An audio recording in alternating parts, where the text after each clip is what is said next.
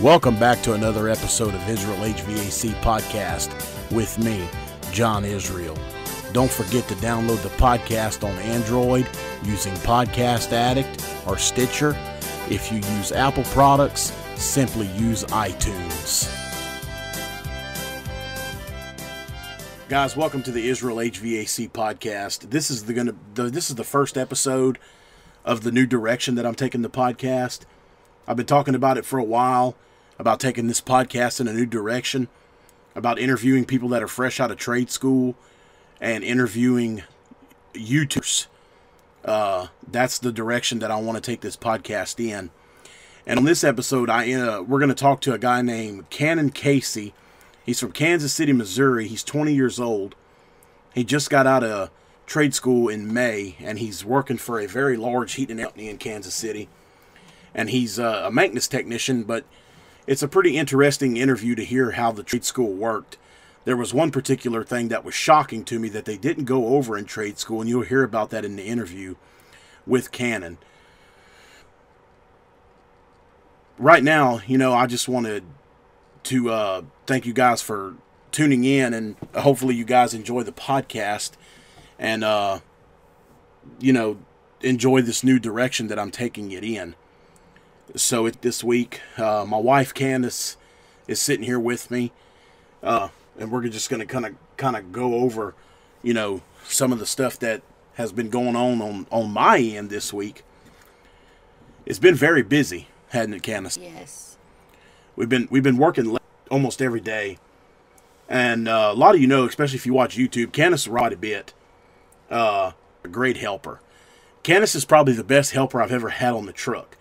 I mean, me and Candace have been together for a long time, about 10 years, and we've been married for 5. But, Candace knows what are. She knows what, if I tell her to go get a certain size capacitor, she knows where it's at on the truck. She knows what it is. She knows what contactors are, transformers, pretty much a lot. I can pretty much be in a tight space or something and ask her to go get me something off the truck, and she can bring it to me. So you're honey. Well, thank you.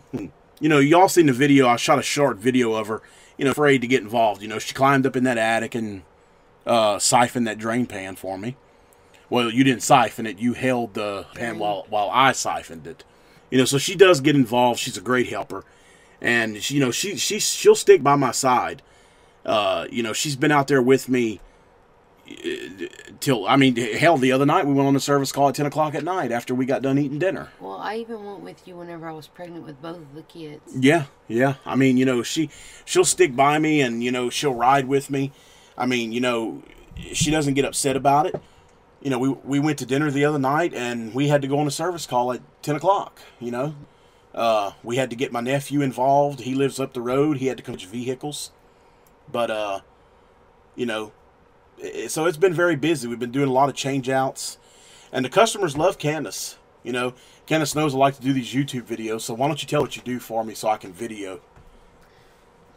Entertain the customer. And how do you do that? Talk to him. You talk to him. See, Candace loves to talk. You ever see these memes on Facebook or stuff that says, tag somebody that loves to talk or could talk to a brick wall? Well, that's Candace. Candace could stare at a wall and have a conversation with the wall, couldn't you? Probably. Yeah, because you love to talk. You do. I mean, she's sitting over here laughing. Y'all can't see her, but I'm telling y'all, she could stare at this wall right here that we're sitting in, doing this podcast, and I could leave. She could have a conversation with this wall. And our little girl is the same way. Our little girl will be 2 years old next month. And this little girl can hold a conversation with us. She's just like her mother. I've literally heard these two argue like she's a teenager already. And our daughter's not even 2 years old yet. And they're arguing with each other. It's hilarious. So, yeah, it's been very busy. It had been up and down, with the service. Not that many calls, and then all of a sudden it's blowing up. Well, here lately the phone's just been blowing up like crazy. So it's yeah, last week it wasn't too busy. No, last week it was pretty slow, wasn't it? Well, you had a change out Monday, and you had a change out. I did 2 change outs. You had a change out. Was it? I did one Monday and Wednesday. And then you did another one Thursday. Well, Daddy's rent house. Yeah. So we didn't make no money off of that, but we did the inverter Monday, and then we did the air temp unit Wednesday, and then come to find out, Daddy had a unit go out on his rent house, so we had to change that system out on the rent house. Tuesday and Friday was not. I mean, we had we did what, 1 or 2 calls? Yeah, we did 2 calls Friday. That's it. And then this week it's just been. And then the weekend, for the good customer, he called Saturday, because you did a change out for one of your friends Saturday morning. Yeah. We connect her in. Yeah. And then that good customer called and said that his rent house was out. Yeah, and then today, we started the day off with 1 service call, and then it just kept coming in. Yeah, I think we ended up doing 4 or 5. 4 or 5 ended up doing. We started the morning off with 1. Yeah. And then by the time we got, I don't remember what it was, but I do remember that by the time we got on the road, it ended up being 4 or 5. But we started off the day with 1 service call, and then all of a sudden, next thing you knew, we were running about 4 or 5 more. One of them was low on Freon. Yeah. We gassed her up. Gas and go, Mama. Gas and go. And then we had another one with the capacitor, but we got to change the fan motor because the fan motor's spinning slow. And I can't remember what the other ones were. That one didn't have no Freon in it. Yeah. Yeah. You would need to change the we gotta change evaporator. We got to change the coil on it. She's trying to get some money together though to change that coil. So that's what it's been like this week. Well, it's just first day. Yeah, I mean, But don't you have a call for tomorrow already? Oh yeah, I have several lined up for in the morning for us, and it's Monday. I'm recording this, and when y'all are listening to this, it's Thursday, so there's no telling what else I've been into by then. But anyway, okay. Well, look, guys, we're gonna get into the interview with Kannon. I hope you guys enjoy the interview, and this is going to be the new direction that the podcast is going. We're going to talk to guys like Kannon in trade school, and we're going to talk to YouTubers. I think next week, and this podcast, the Israel HVAC podcast, is going to release every Thursday. Every Thursday, I will release a new Israel HVAC podcast. Next Thursday, I hope to get Greg Fox on here from Fox Family Heating and Air Conditioning. He's on YouTube. He's got a great YouTube channel. He's running a great business. I'm very much look forward to talking to Greg Fox. So hopefully he'll be on the next podcast. And let's get into the interview with Kannon. All right, guys. This is John on the Israel HVAC podcast. I'm talking with Kannon Casey here from Kansas City. He just got out of trade school a couple months ago. And I'm going to ask him a few questions about his experience in that. How you doing, Kannon? Pretty good. Thank you for taking the time to join me here on the podcast. No, thank you. No, no problem. So I want you to talk a little bit about about what you learned in trade school, because the trade school here for HVAC is horrible. It's, I mean, when the guys come out, I'll put it to you like this. I had a guy that worked for me that came out of our trade school, and he was all excited when he came to the interview. He showed me his certificate and his diploma and all that. But he had no idea what superheat and subcooling is. What? Yeah, when he came out of trade school. So basically what I want to know is just, if to the best of your knowledge, just kind of start at the beginning. I mean, how did they teach you, and how does your trade school work over there? I mean, we spent a month on refrigeration cycle. Okay. Knowing everything inside the refrigeration cycle, like condenser, compressor, all that, just naming what everything was and putting it down on a piece of paper and drawing it. Right. Then we learned brazing. Right. And we were doing brazing for the whole 9 months. So Wow. I'm pretty good at brazing now. Yeah, well, that's one thing that he could do. They must have concentrated on brazing pretty good at our trade school, because He definitely could braise. I'll give him that. Then after we got done with brazing, we started moving into the refrigeration troubleshooting. Right. With like all the refrigerators and stuff, figuring out superheat, subcool. Right. Learning how to use the gauges and stuff. Evacuating systems, vacuuming out everything you do pretty much. Okay. Did y'all have like live equipment? Mm-hmm. We had probably say about 7 or 8 air conditioners and heaters like you'd see in a house. Right. Then we had probably, I'm going to go with at least 25 freezers. Wow. Oh, so they taught y'all refrigeration too. Yeah. Okay. Yeah, see, they don't do none of that here. From what I got from the guy that used to work for me, he pretty much sounded like the instructor would just make them tear units apart. I mean, he came out of trade school with no knowledge of the refrigeration cycle or superheat subcooling or anything. I'm just trying to get a grasp on how trade schools work in different parts of the country, because ours, like I said, ours is horrible.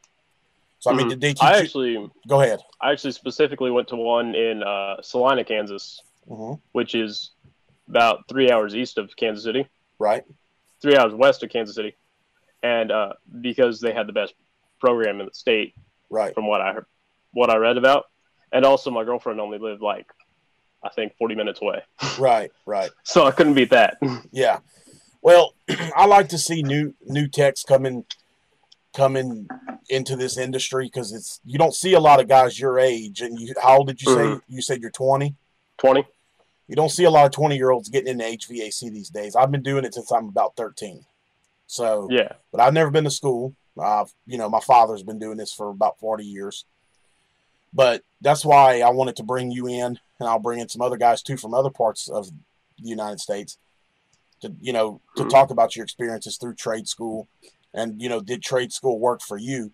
Because obviously it's not working for the guys over here. So yeah, that's a big part of the direction that I'm taking this podcast in. So did they teach you guys anything about airflow and CFM and stuff like that? A little bit. Right. And it was a day, and I ended up being sick that day, so I actually had no clue about airflow. Wow. So they chose to only spend 1 day on airflow. 1 day. See, that's disappointing to hear. And then I may talk to somebody else on the next podcast, and they spent a month on that, which I don't like to hear. I know it's not your fault, but I don't like to hear that coming from the program that you were involved with, because airflow is a very critical part of what we do. So I know how air moves and how air does not like to move around like hard corners, and you should have the slope to the curve, like a curve to it. Right. So that it actually flows around. That's all I know. Okay. How to calculate CFM, I don't know. I know someone I can text, and they'll tell me exactly how to do it, but I don't know how. Okay. But you do work for somebody? Yes. Okay. So do you work for a big company, like pretty big? Pretty big. So about how many trucks are they running? If you had to guess. 70 to 75, I believe. Wow. Yeah, that is a big company. So do they offer any type of training or anything like that for y'all? Yes, they do have a quick start program is what they call it. And it's for people who pretty much just come out of high school or just want to do it. Right. And it's like a 2-month program, and they teach you how to maintenance units. Okay. So what are you doing right now? Are you, do they have you out there running breakdowns, or you're like a maintenance technician? Just preventive maintenance right now. Preventative maintenance. Okay. So you have your own truck, or you ride with somebody? I have my own truck. Oh, okay. So you go around, you clean them, check the charge, check the capacitors. Yep. And do furnace. I clean the furnace, check temperature drop, check if the furnace operates. Okay. Okay. So that's pretty good. That they did that to you, 2 months out of trade school. Because around here, there's no way I could even release somebody. Let's say I hired somebody out of our trade school. I couldn't even release them to do maintenance. That's how Really? that's how pathetic our trade school is for HVAC anyway. That's kind of the one in Kansas City. That's why I went to the one in Salina. Right, right. But that's getting back to the airflow thing. I can't believe they spent one day on airflow. That just blows my mind. And the only time he actually revisited it was when the main technical support guy that actually goes out for Linux and figures out the issue. Right. That was the only time that we actually revisited it. Was because he was talking about it. Wow. So, but we did get a brand new 21 SEER inverter from Linux for free. Oh, for the school? Yeah. Okay. And that was pretty cool. So, what did your trade school what did they seem to concentrate on the most? I'd probably say furnace troubleshooting. Furnace troubleshooting, like gas furnaces. We spent gas furnaces. So y'all have a lot of gas furnaces in that area? I would say it's probably 95% gas furnace. Wow. See, it's the opposite over here. I've seen 2 heat pumps here. Yeah, see, it's the opposite over here. 2 heat pumps. Right. Everything over here is heat pump. Very few gas furnaces. So I've seen 1 air handler in my life. Wow. And see, so I imagine all the furnaces are 90 plus. No, we still have 80s. Y'all have 80s? But there are a lot of 80s. I'm sure there are 90 plus furnaces. Yes. And see, I've only seen, I think, 2 or 3 90 plus furnaces in my life. Because we just don't. That's hard to believe. Well, I know, but in Louisiana, it doesn't get cold here. Oh yeah, it gets cold here. And we don't have gas. I mean, we don't have a lot of gas. And people that do have gas are running 80% furnaces. See, everything's ass backwards here. If I was to sell somebody a 90 or a 95% furnace, I'd be stealing their money because they'd never use it to its full potential and never get their money back because we don't run the heat enough here. And that's why heat pumps are so great here. Even the heat pumps that we have here, I've seen 1 air handler and the rest were heat pumps with gas furnace beneath. Dual fuel, yeah. Yeah. So, and it was just, and some of them were actually even wired so that the emergency heat was the heat pump. Oh, wow. So did your trade school teach you anything about heat pumps, about the defrost cycle or anything like that? A little bit. And it was like messing. I think the main thing wasn't even figuring out what the heat pump actually did. It was messing around with the controls on the thermostat to get it to do what you wanted. Well, I mean, but I guess it all depends on your market, of what you're going to learn. Yeah. But it blows my mind about the airflow. It blew my mind too. Yeah. Because you would think they would have taught y'all how to size ducting and all that. And it's kind of a shame. I was at a house the other day. I had to call my supervisor to come over here because there was a problem and I just didn't know what it was. Right. There was a problem with airflow. And I'm like, and he's like, do you know how to calculate CFM? I'm like, no. Right. And he's like, okay, I'll be over there in a minute. So was he upset with you because of that? Or did you explain to him that you did not learn that in school? He went down and I have it on a notepad in my truck. Yeah. Yeah. That's a shame, man. That's well, just so you know that's something that you really need to if you ever get offered by your company to go to a class or anything, you don't need to pass that up. That is a very critical part of what we do. I kind of want to go to classes actually. Yeah, you should. Just to learn more. You should. Because even some of the new stuff, it's insane and I'm lost when I see some of the new stuff. Right. I mean, sizing, ducting, and knowing ducting and knowing CFM and return sizing, that's very, very important for you to know. Yes. So I would highly suggest that any opportunity that comes along to go learn something about airflow that you take it. But I've even searched online a little bit trying to learn more. Well, that's the great thing about this. Obviously, so how did you find me? And did you find me through YouTube or the Cowboy podcast? I found you through YouTube, and it was the ream call that the guy almost sent you away on. That it turned back on, and he's like, you know what? No. But you were like, hey, I'm here. You already owe me a service call. Right. Just look at it. Right. I remember that video. I was kind of lost there at first, but I remember which one you're talking about. Yep. Okay. And that's the great thing about YouTube. Or do you watch Zach's stuff? A little bit. You should watch more of Zach's stuff. Zach is really good at explaining things. He's much better at it than I am. Zach has a great videos on airflow. Okay. And do you know about the website workingjoesroundtable.com? I've been on it a few times. Okay. I didn't really. Workingjoesroundtable.com is Zach's website, and you can buy our cowboy merchandise on there, and also Zach has great training videos on airflow and a bunch of other stuff on that website that'll help you too. Okay. But I'll make sure to take a look at that. Yeah. But so did they teach y'all when they were teaching y'all superheat and subcooling and all that? This is something I want to. I'm interested to know. Did they show y'all on analog gauges with a thermometer, or did they show y'all on digital manifolds? Analog. Well, that's good. That's good because Old yellow jacket. Right. That I still use. I feel that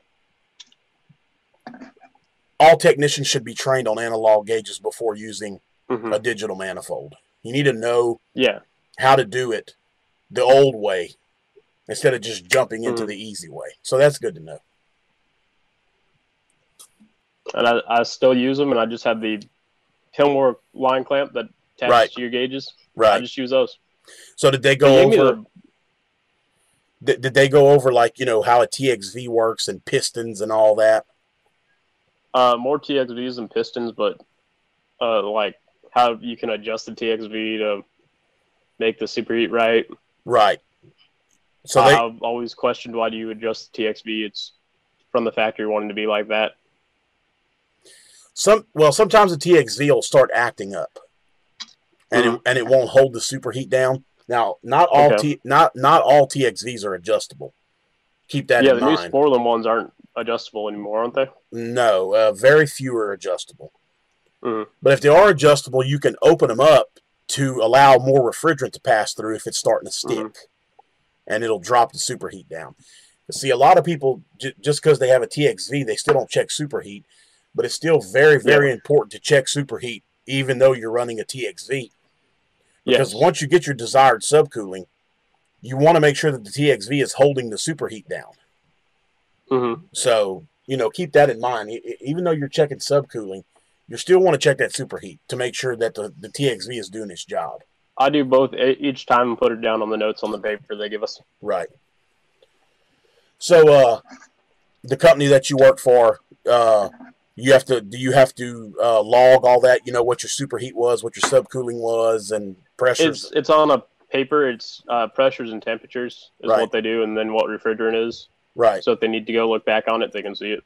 Okay. Well, that's good to know. So are they? So what is the goal at the company? Or what is your goal? Like, you see yourself staying in the trade, or you like it, you enjoy it? Yes, I absolutely love it. Well, that's good. So what is your goal at the company, to move up to like a service tech or get on the install crew? Move up to a service tech. Yeah. I've done install before actually at the tech school I went to. We built a house. Oh, okay. And we installed the ductwork and the furnace and the air conditioner. I did an install, and I do not want to put up ductwork. Right. Like, I'm not good at it, and I'm not good at making ductwork either. Right. Does your company have a metal shop? Yep. Okay. So y'all do a lot of change-outs or retrofits? We don't do any retrofits, but we do change-outs. Okay. And y'all do new construction? I don't believe so. Okay. We might have a few, but I don't believe if we do. Have they put you on a change-out? I've changed out some evaporators, not the whole change-out, though.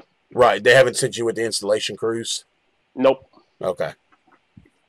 So do they have does the company you're working for, do they have like a period where you are they going to let you ride with the service tech to start training you more? How does that work? I'm not sure yet, actually. They said they might throw me a service call by the end of the summer. They'll just start sending you on service calls? Yeah, like I'll be doing a few maintenances, and they'll be like, okay, here's a service call in between a maintenance. Yeah, like a no cooling call. Yeah. Okay.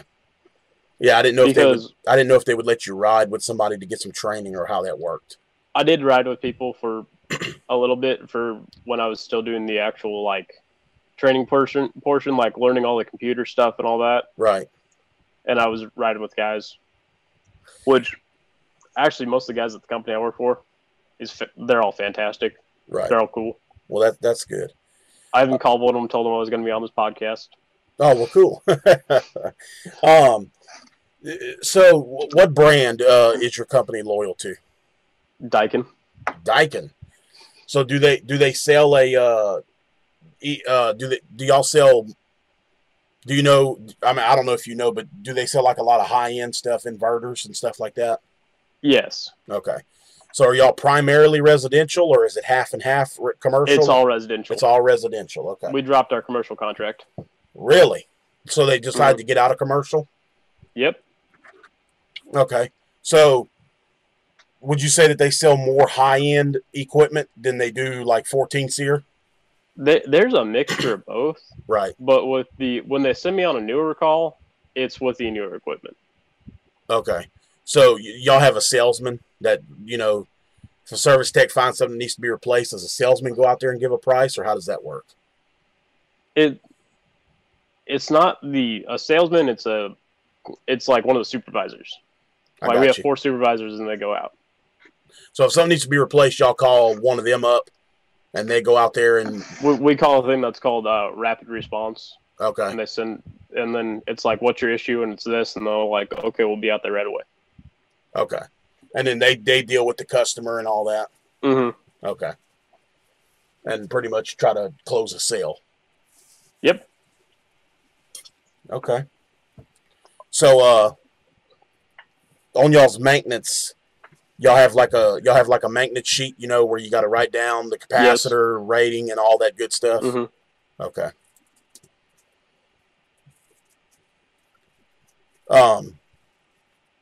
How often do you check capacitors when they're live in the system instead of taking it out and pulling the disconnect? You know, I actually don't check my capacitors live. I check them. I pull the disconnect and check them that way. We got an email the other day that said, "Hey, start doing it this way." They want y'all to check them live. Video. Yeah, I can tell you, it saves me so much time. Really, checking it live, because it's 2650 times amps divided by voltage. Right. And doing that, I can do that on both in like 5 minutes. And then it's better for the newer techs too. Mm-hmm. Because then, not really me, because I can read the wiring diagram and put it back together if it's there, which most of the time it is there. But for like the guy who just went through, you know, the quick start program and doesn't really know a lot, him checking it live and him not putting the wire back correctly and then trying a compressor. Right. You know? Yeah. Well, that's good to know. So your company actually wants y'all to check them live now. Yes. Okay. Yeah, I know there's a few guys on YouTube that check them live, and I just haven't done it yet, but I guess I need to try it out. I think Zach has started checking his live also. But it's also more accurate. Yeah, that's what I even tested it. That's what I hear. It was live. It was on a 45. It was 42.1, I believe, and when I took it off, it was 43. Okay. Yeah, that's very interesting. I'm glad you brought that up because I've never done it. I've just always been in the habit of, you know, checking them dead, you know. But that's a good piece of information right there. Hell, you probably know how to do it better than I do because I've never checked one live. You want me to send you the video? I'll forward it to you. Yeah, that'll be fine. So Did you get your trade school? Did they, like when y'all graduated, did they help y'all find a job, or how does that work? Do they help y'all with that kind of stuff, or? The instructor kind of knew a lot of people in that area, but because I didn't work in that area, it didn't really affect me too much. Right. And actually, I pretty much had my job. Yeah. Before I started trade school. Okay. And they make y'all, your company, you provide all your own hand tools, like your service bag and your meter. And actually, all that. we have to have all of our tools. Like vacuum pumps and everything?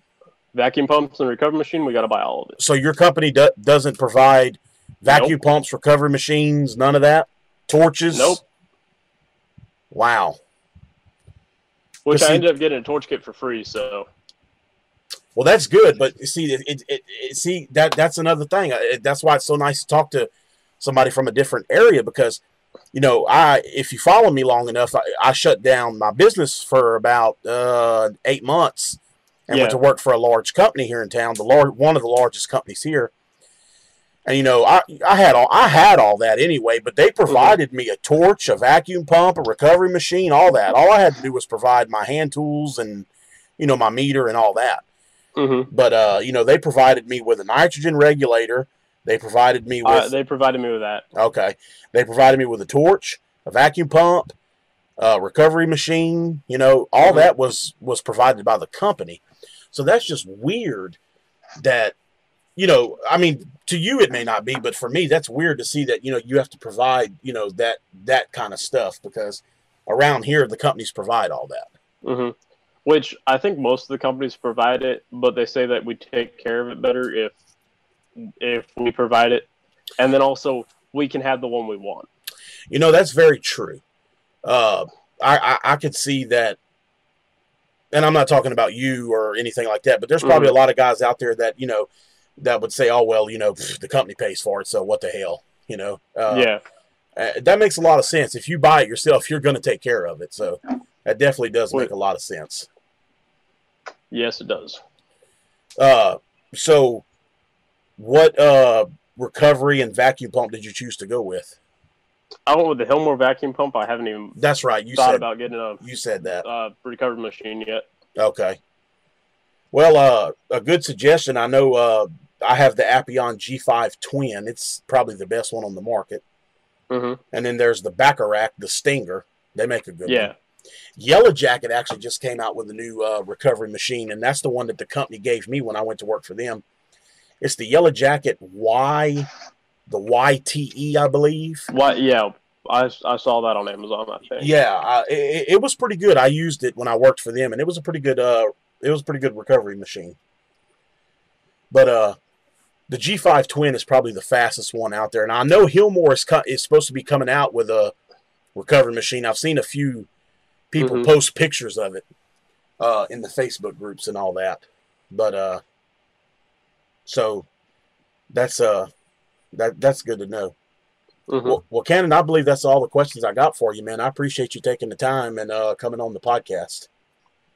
Meet ZoomLock, the 10-second flame-free refrigerant fitting from Parker. Reduce labor costs by 60% with no brazing, no flame, and no fire spotter. Discover how ZoomLock can help you be more efficient and productive. Visit ZoomLock.com for more information.